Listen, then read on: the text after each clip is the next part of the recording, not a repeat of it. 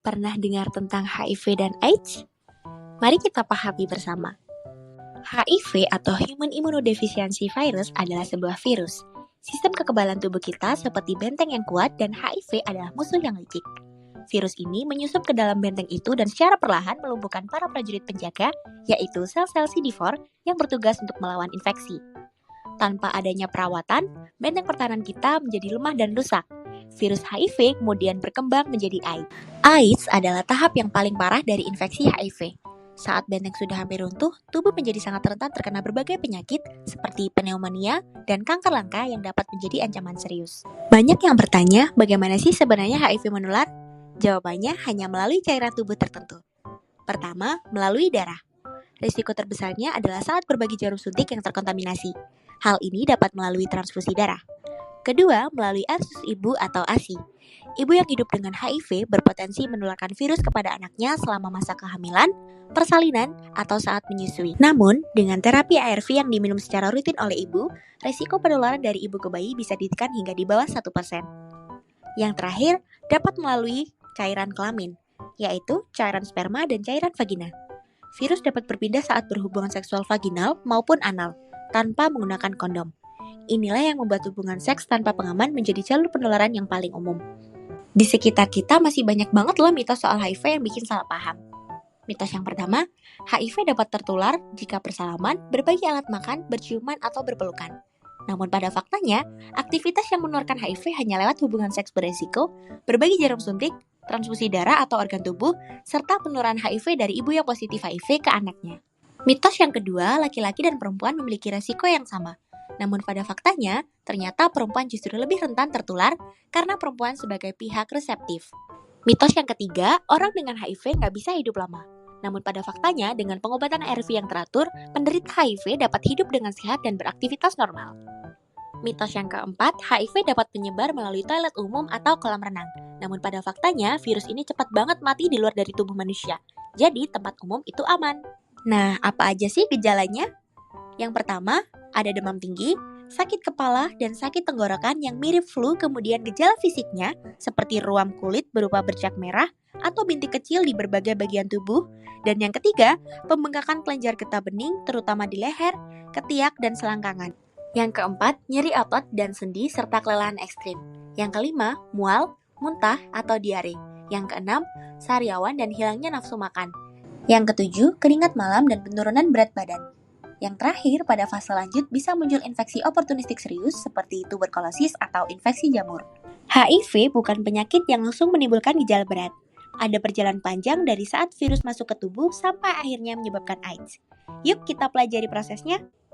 Ketika HIV masuk ke tubuh, virus ini langsung mencari target utamanya yaitu sel CD4, sel pertahanan tubuh kita. HIV menempel, melebur dengan sel, lalu memasukkan materi genetiknya.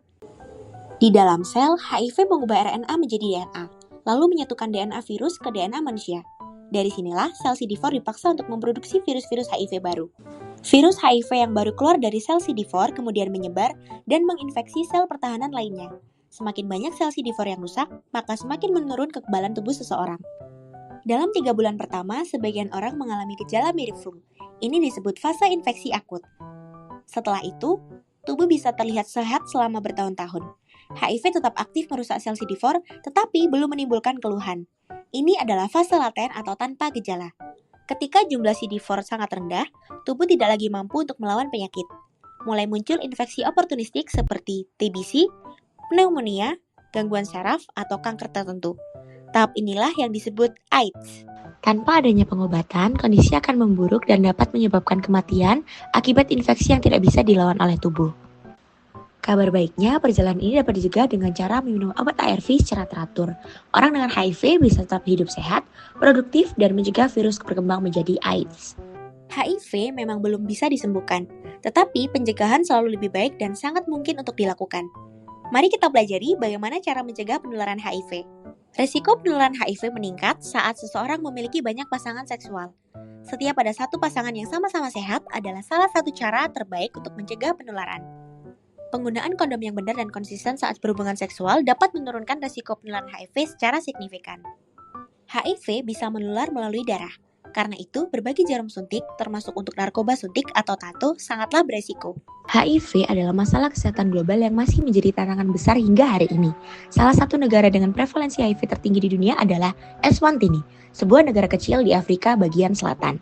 Di Eswatini, presentase penduduk yang hidup dengan HIV merupakan salah satu yang tertinggi secara global, sehingga negara ini menjadi perhatian utama dalam upaya penanggulangan HIV/AIDS internasional.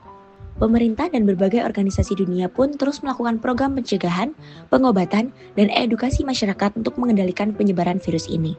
Sedangkan di Indonesia, kasus HIV tersebar di berbagai wilayah. Namun, Provinsi Jawa Barat tercatat sebagai daerah dengan jumlah kasus terbanyak. Kepadatan penduduk, mobilitas tinggi, serta kurangnya edukasi tentang kesehatan seksual menjadi beberapa faktor yang mempengaruhi tingginya angka kasus di wilayah ini. Dengan memahami daerah-daerah yang memiliki kasus tinggi, kita dapat memperkuat upaya pencegahan, memperluas edukasi, dan memastikan akses layanan kesehatan bagi semua orang.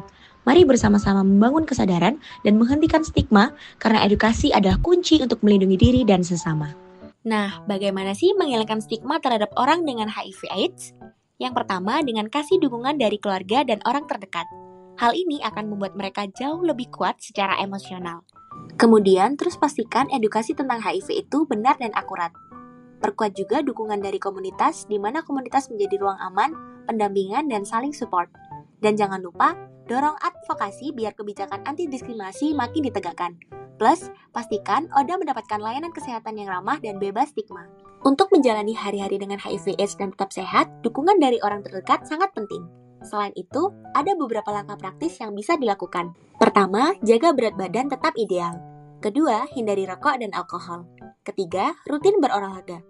Keempat, konsumsi makanan bergizi tinggi. Kelima, lengkapi imunisasi sesuai anjuran. Keenam, minum obat ARV secara teratur. Dan yang terakhir, bangun lingkungan sosial yang positif dan mendukung. Dengan langkah sederhana ini, kualitas hidup bisa tetap terjaga. Pencegahan HIV/AIDS adalah tanggung jawab kolektif kita bersama. Kami mengajak Anda untuk mengambil komitmen serius demi masa depan yang lebih sehat. Komitmen ini meliputi 3 hal mendasar. Yang pertama, jalani pola hidup sehat dan hindari risiko penularan. Kedua, setia pada pasangan Anda. Ketiga, dan yang paling penting, lakukan tes HIV secara berkala. Kontribusi dan kepedulian Anda hari ini menentukan status generasi kita di masa depan. Mari bersama-sama kita menjadikan momentum ini untuk menjadi agen perubahan dalam upaya serius dan akhiri AIDS.